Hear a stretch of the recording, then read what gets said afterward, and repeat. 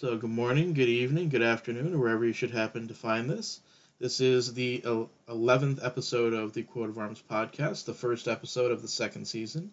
I am joined today by a member of my Skull Symbol Discord. This is Timmy, yay! Timmy's been featured a number of times on the regular games that I have on my Twitch, as well as a few of the Oathbreaker games, using a And the number of D&D different game. tribes, and is now on the D&D game, which has had its first episode posted, and will have the second one posted later this week. Yeah, I checked it on the YouTube. I'm there. It's my voice. I can hear it. Yep. And it is a wonderful voice, and it is a fabulous voice, and it is a very, very welcome voice. Yay! So thank you very much for lending your voice talents to another one of my ambitions. Oh no, that's the right word, but yeah, Oh, you are certainly very talented. that's something. So, what tribe are we talking about today? We're talking about the spookiest, scariest tribe with all of the legs and all of the eyes. It's the spiders. Oh, lovely.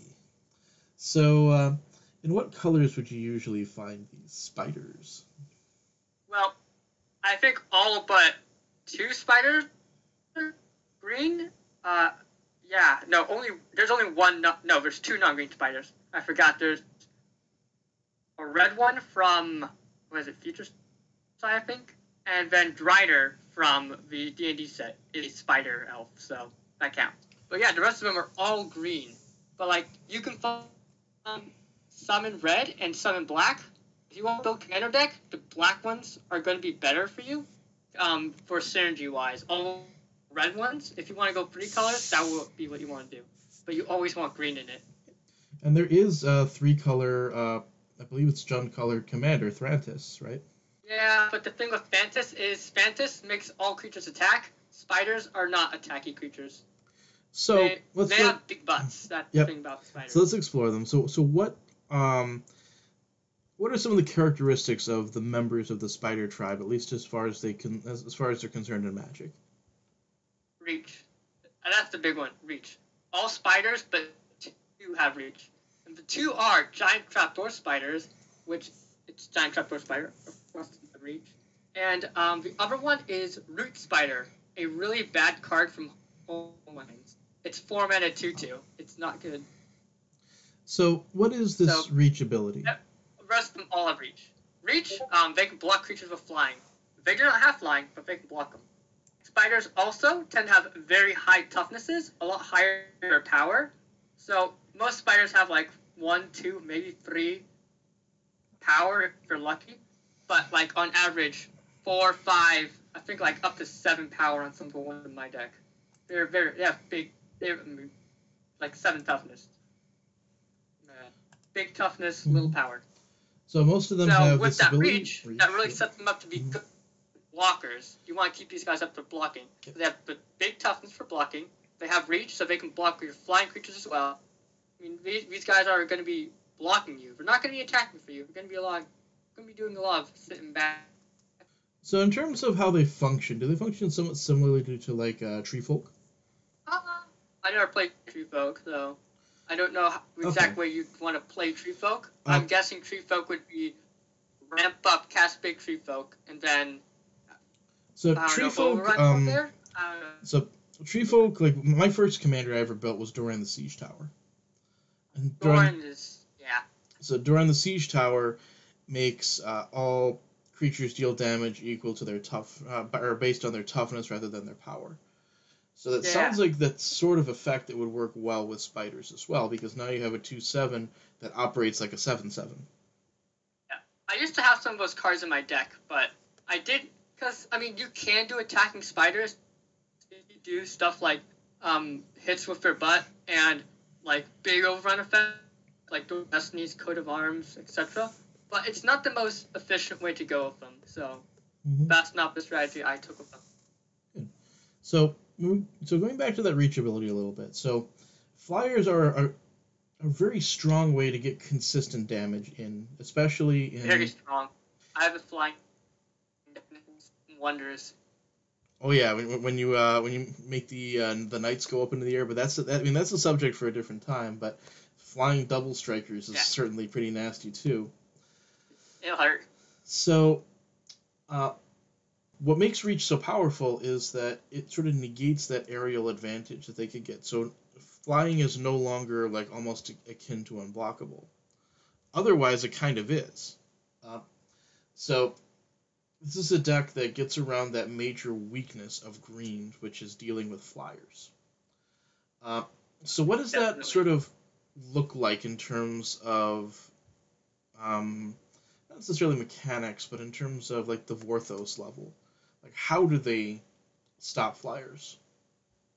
Well, it really isn't the spider that stops the flyers. It's the giant web that they build. Because you're gonna build their web up, like in between trees, in between buildings, up in the sky, going from floor to sky with these giant spiders. And yeah, things are just gonna randomly fly into it, and then the spiders can eat. It's gonna be delicious. A lot of art will show the spiders way up in like the treetops, and just the web spread across the trees where all the birds and the dragons fly up there and just get stuck in the webs. Mm-hmm. So in terms of the mental image, it's the bird swoops down to try to attack, and then it gets caught in the web, something like that, right? Yeah, And that makes it easier basically. for it to be A able lot of to. a lot of the artwork has the spiders eating a flying creature that's stuck in their web. Mm-hmm. Awesome. Well, I mean, not awesome for the flying creature, but awesome for the Well, spider that it's maybe it able to shouldn't do have that. flown towards my webs. It's not my fault. Yeah. Well, I mean, sometimes they get enticed, like Thantis. So. The Phantus is very different from other spiders because of the attack ability. Mm-hmm. So, if they're not necessarily looking to win in combat because they have the big butts, but they don't have the big power, and they don't really have an evasive ability, how do they win? Well, there are some ways you can win. The first is I play Ishkana Graph Widow as the commander. Ishkana has an ability for 6 black, target opponent loses 1 life for each spider you control. So, there you go. You use that to just get a bunch of spiders, a bunch of mana, which both of those things are easy to do in these colors, and then drain your opponents for life. A card Rot Widow Pack has the same ability, but it costs a little less to do that one. So, I mean, you can do that. But, I mean, Ishkana is the prime spider commander. If you don't want Ishkana, the 3 real spider commanders are Phantom, which I don't recommend, Ishkana, and then Arasta of the Endless Web, who will create you the token. But then, since you're mono green with that one, you're gonna have to find your own way to win. But tokens, it's basically just a normal token strategy at that point. You got your big buffs, your coat of arms, or your cradle hoof, and then win with that one. If you're gonna go the token route with Arasta, if you're going to go at black with Ishkana, then yeah, just drain life abilities will get you there. One of the nice things about having that sort of increasing number of colors is that the more colors you add, you're not getting rid of anything. You can play the other 2 in the 99, or the other 1 in the 99.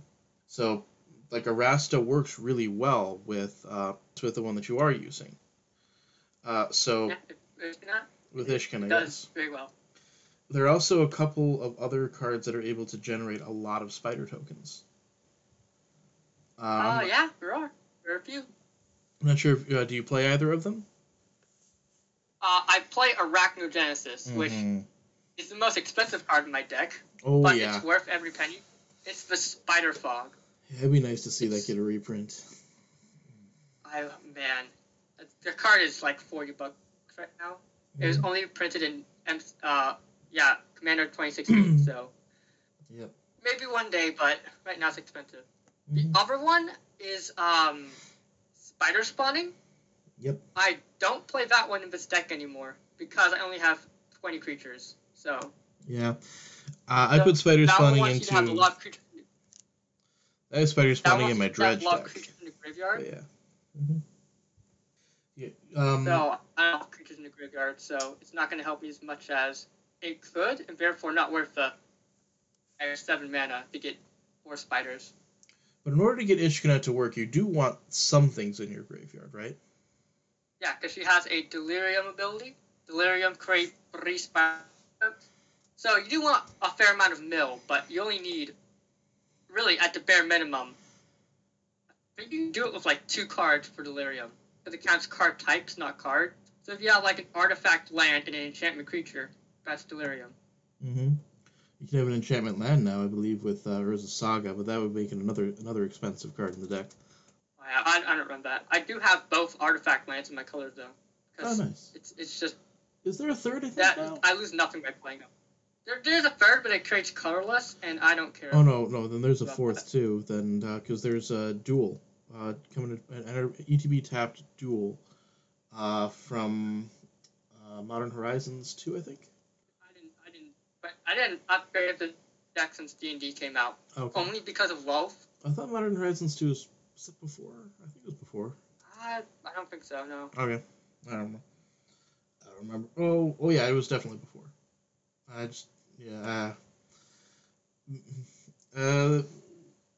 hoping that there'll be a little bit more support for spiders, because you talk about Ishkana, you're talking about spider spawning.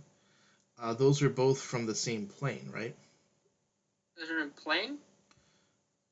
Okay. Ishkana was from what set? She was from Eldritch Moon. Right, which took place on Innistrad. Yeah. And spider spawning was from the original Innistrad. It was.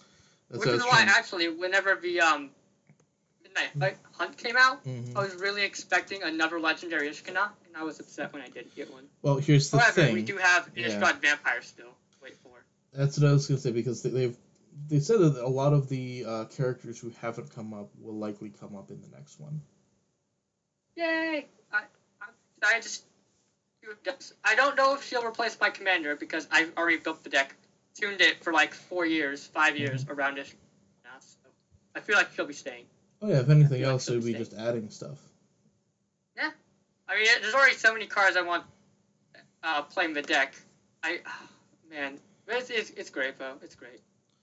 Did you add the Spider Queen? Who was that? The Planeswalker. Lolth? Yeah, Lolth is in the deck. What does Lolth do? What sort of dimension does she add to the deck? Usually I just use it for draw, but in a pinch I can use her for creating 2 more tokens, which can be enough to win the game in some cases. So it's either create 2 tokens for 5 mana, and then still have extra abilities if I get to next turn, or just basically the same thing that I use Obnix Ignited for. Draw a card, lose 1 life for 5 mana as a Planeswalker. Plus, I have so many blockers I can just protect them, keep doing that every turn, or -3 here to create 2 spider tokens, which will help me add to my army. And since they're tokens, I can like second harvest to create more of them and stuff like that.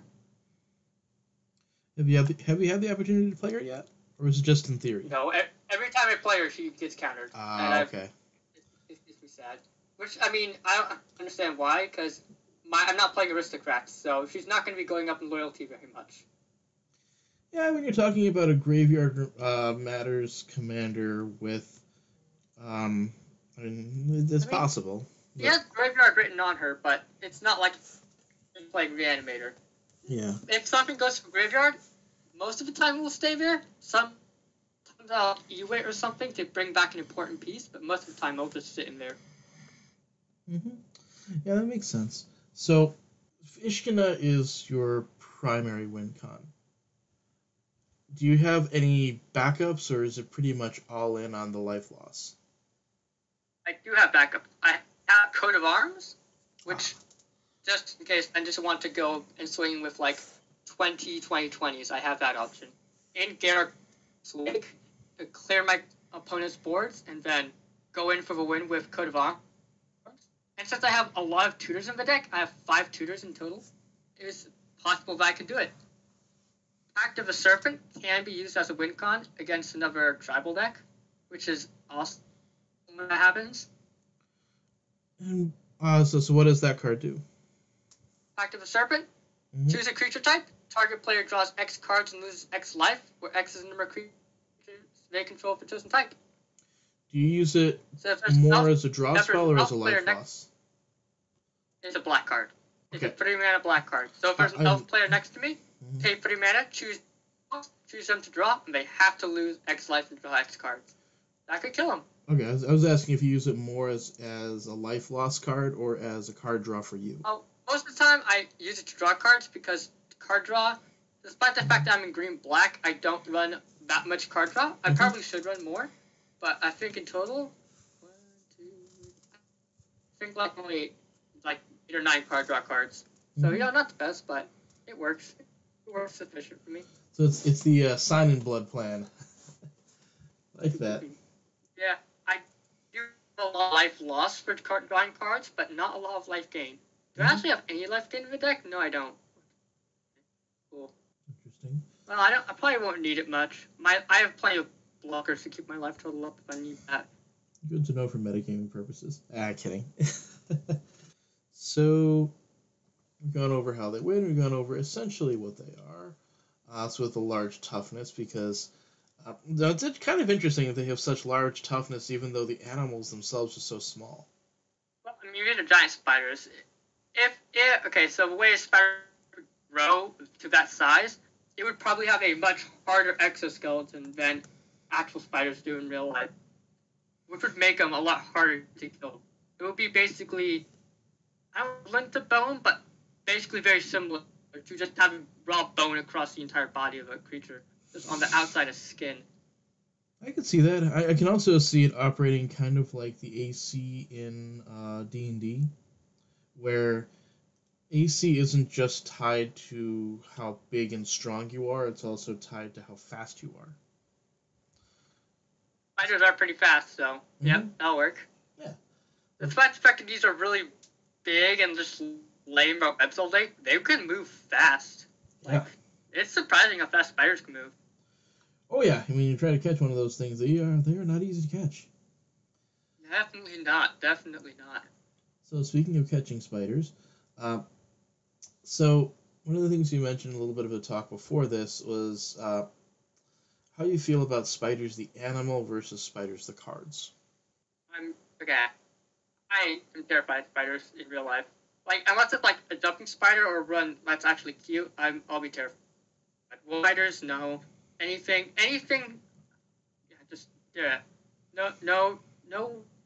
No recluses, no widows, no wolf spiders, none of that.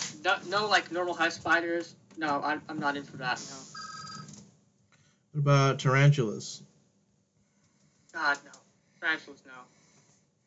I keep one as a pet, but never take it out the pet. Never let it crawl on me. Oh, no. It's interesting because tarantulas actually are not venomous. They are somewhat friendly. They are venomous, just not towards humans. Mm-hmm. All spiders have venom. That's just the thing spiders have. It's not venomous in a way that affects people. It's not venomous towards humans. Right. Humans are safe from tarantulas. Mm-hmm. So it actually got its name because there was a dance called the Taranta, and when people would see the spider, they would do a dance because they'd be like, "Oh no!" And you can just see the arms flailing and such. Yeah, it's the biggest spider. It's the tarantulas. Big boys. It's a big boy, but it's a big furry boy. And it's not necessarily a big furry dangerous boy. I mean, it can hurt you still. Even if it's venom, it's not going to hurt you.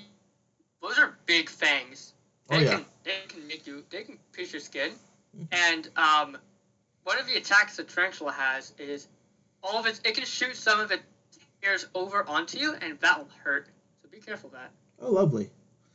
There was a time. Great. So my grandpa on my dad's side was in the Air Force in World War II, and he was stationed actually in Brazil, because Brazil was a neutral country. So Brazil actually was an ally, but technically they didn't take a formal stance. Yes, they did fight. They actually fought in Italy. They actually fought in Italy against the Nazis during World War II. Okay. So my grandpa was there, and he actually had to knock a tarantula out of his boot in the morning. Oh, that doesn't sound... Yeah, it doesn't sound fun. That's why I'm glad I live on the second floor of this building, not the first. So no spider just crawls into my boot while I'm sleeping. Mm-hmm. Ugh, exciting. Oh yeah. Well, I mean, spiders are more likely to be the higher floors, though, aren't they? I'm not sure about that. No, not necessarily. Because the ground floor, part of the ground floor is actually underground, so. Oh, lovely. Well, I mean, that's where you get more of, like, the box trap spiders, as you were talking about. The trapdoor, sorry. The trapdoor spiders, yeah. Trapdoor and wolf and such. But some of the others prefer higher parts and are usually, like, along the ceilings and such. Well, I mean, there's none in here. I'm pretty sure we're going to be in the other rooms, because this is actually, I like to keep my apartment very clean. You know, don't want bugs crawling around nothing, so. Yep. It's very nice, kept, tidied up, all that. So, how do you feel about spiders and other IPs? Well, I guess it depends on the IP. Do you play Pokemon games? Very cool. It's not that. Yes, I can describe them. Very cool. Most IPs are actually really cool. I guess some of them are really ugly in some IPs, and some of them are really weak. Like in I think Skyrim, they're just like one of the weak starter enemies, and that's annoying. Because like there should be hard, tough attack enemies, like a lot of spiders actually are. Mm-hmm. But well, the giant spider, well, you can get it. So there was Kidomaru in Naruto who could summon spiders, and who was kind of spider-like himself. There's Spinarak, Ariados, there's the Pond Skimmer ones as well. Araquanid. So there's the spiders in Pokemon, spiders in Naruto. Spiders a lot of different places. Imagine if like there was a character, if there is one, correct me, that has the ability to just control spiders around it. So this person just snaps their fingers, and all of a sudden you're consumed by hundreds of tiny little spiders. That sounds great. That was one of the things that Kidomaru could do, and he could summon them from a scroll. As well as not like some of them, like just the spiders that are naturally around you, those will attack you. And there could be a lot around you without you ever seeing them. Like Spider-Man combined with Aquaman? Basically, yeah. I mean, nice. Spider-Man. It's basically Aquaman for spiders, because Spider-Man is not... He doesn't do the spider stuff. I mean, he crawls on walls and has webs and stuff, but he's not a spider in that sense. Well, I mean, the spider sense is actually related to how they can feel any slight vibration in their web. Yeah, but, I mean, that's still different from controlling spiders, because he has the power of a spider, but he is not, like, controlling the spiders. Yeah. I was just thinking, well, spider-themed hero combined with the mechanically similar hero. Spooky spiders. Mm-hmm. So, if you were to design a new legendary spider that might, let's say you're going to design a new form of Ishkana, what would it look like?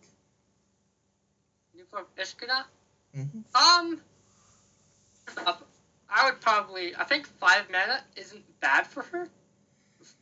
5 mana, 3/5 reach. That's not bad. I already like what she does when she creates tokens and she has the drain ability. Something interesting I could do, I don't know how this would work. It would be a flip card. So the first one is it's like the spider enters the battlefield, creates some spiders. Then, at the beginning of either your upkeep or your end step, if you have a certain number of spiders, it will transform, and the other side is an enchantment, like enchantment curse, that you can put on a player, and that player, on your upkeep, will lose life equal to the number of spiders you control. But it's only on one person, so that's how that would be interesting as like a flip card. So would that and then curse I guess be like a if pheromone? you lose enough spiders, yeah, like it would be, huh? Would that curse be like a pheromone? How would the? It would be like arachnophobia. It's just arachnophobia, and you're scared of spiders, so you'll just lose life from that. You'll drain your sanity. And then if you lose enough spiders, like if you only have like 2 spiders out, it'll transform back onto the creature, and you gain back control of the creature. So, if you're affecting their sanity, cool. wouldn't that mill them? No, because they're going to kill themselves from all the spooky spiders. That's usually. I mean, that's what I assume the ability on Ishkanot and Rot Widow Pack is. But it's like, oh my goodness, so many spooky spiders, I'm going to kill myself. This is too spooky for me. Too spooky. So, would it be an enchantment that would flip? Or would it be a creature that came out and made other creatures and then would flip to an enchantment? The second one. It would start as like your commander, your legendary spider. This battlefield creates a 1/2 green spider creature token with reach.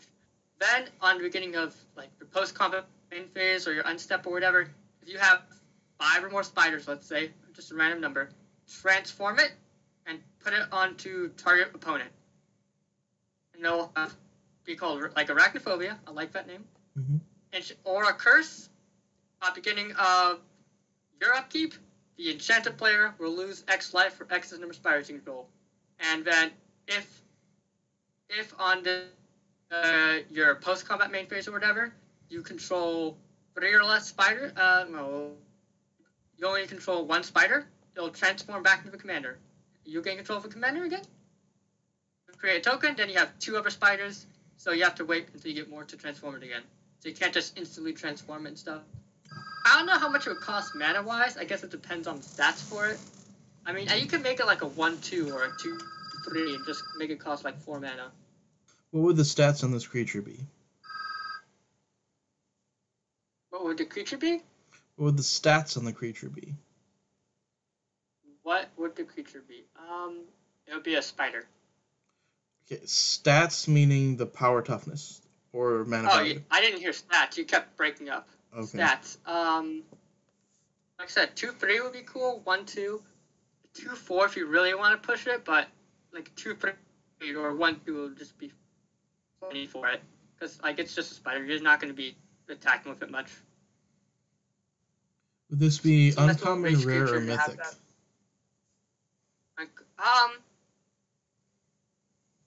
I mean, it could work as an uncommon. It could work as a rare.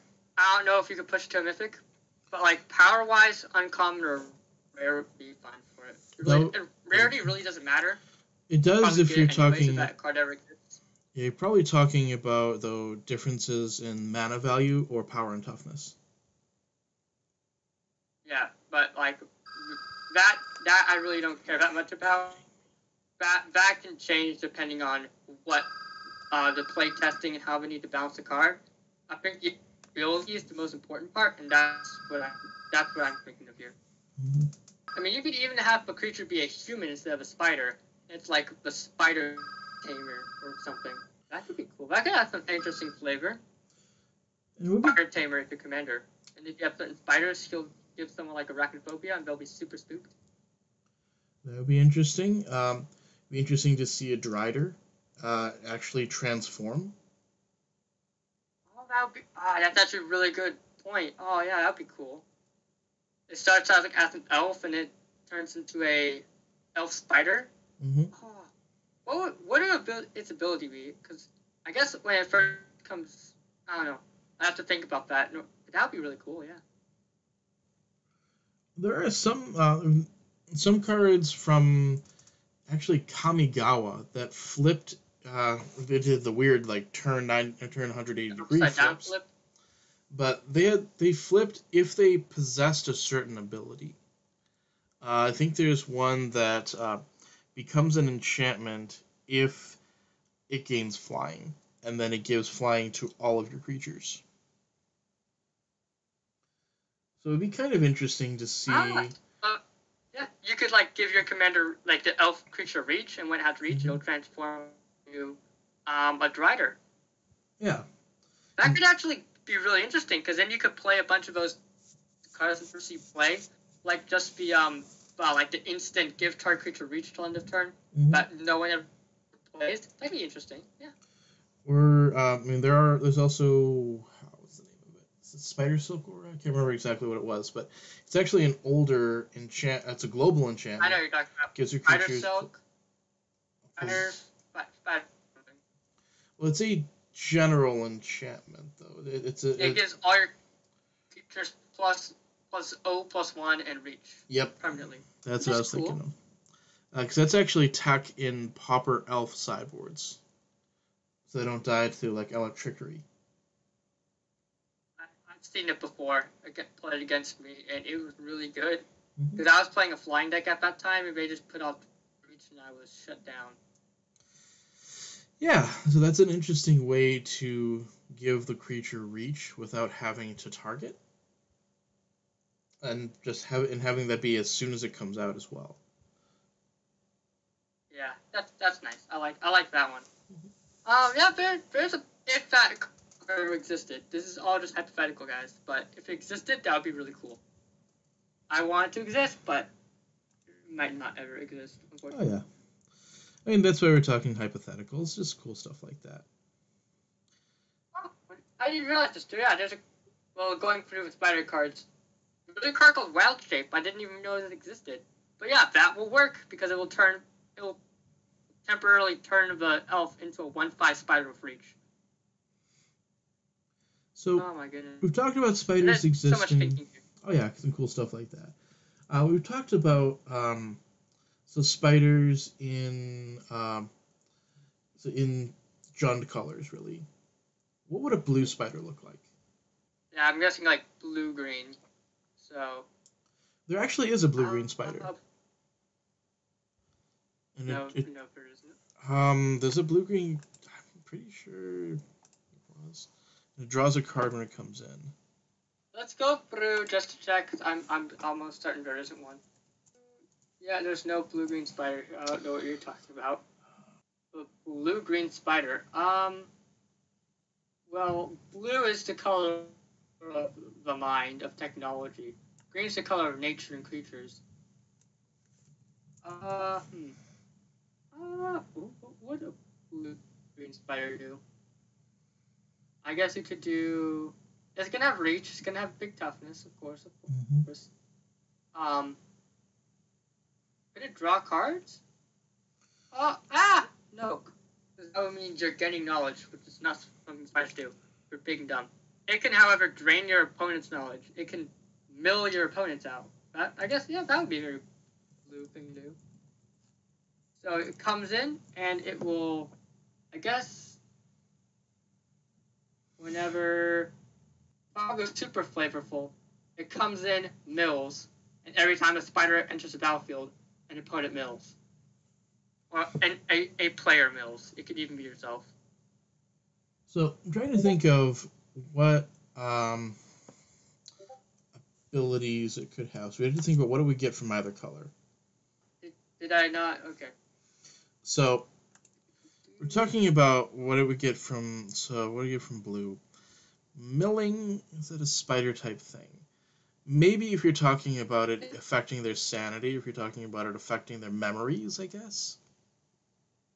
So call it like Memory Weaver Spider? That'd be kind of cool. That could work. I mean, there's already a spider that mills you, the player. The one that mills into would probably be blue instead of black.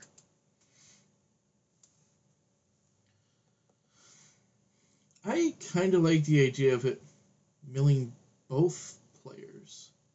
So you and target opponent mill 4 cards, then you may return a non-land card milled this way to its owner's hand.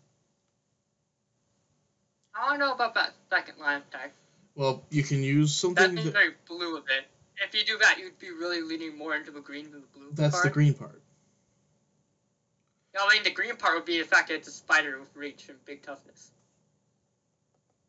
But those, crabs exist in blue, so that could be the big toughness.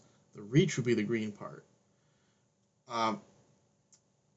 But I like the idea of it milling and then having some sort of an advantage that could go for either player. It should make it like a multiplayer type card. I guess it's possible. I'm not gonna rule it out, but like I said, it's not the way I would go with it. But I mean, that could also be a Sultai card. I'm not that great. At that point, if we're going into the graveyard stuff, there could be a Sultai card. Sultai Spider is not bad. Yeah, I mean, yeah, Sultai. I don't think Sultai would be a good spider color just because blue is not very spooky creepier quality. I mean, it has like zombies, but I mean, Blue has vivisection, which is pretty creepy. I mean, yes, blue spirits. I actually love the art on a lot of Innistrad spirits, especially. Blue has ghosties. See, blue has torture. There's a decent amount of blue cards that have torture on them. Some creepy stuff like that. Well, if you want my opinion, old magic cooler and creepier than new magic art. Like, if I look at Black Knight, that card is not creepy, like, in its art, but the atmosphere and the tone, that is a lot spookier, and something I prefer more than the modern art. I'd agree outside of Innistrad.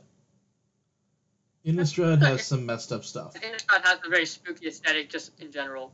But, yeah, that's Innistrad. It has that gothic, gloomy vibe, but really harkens back to the old...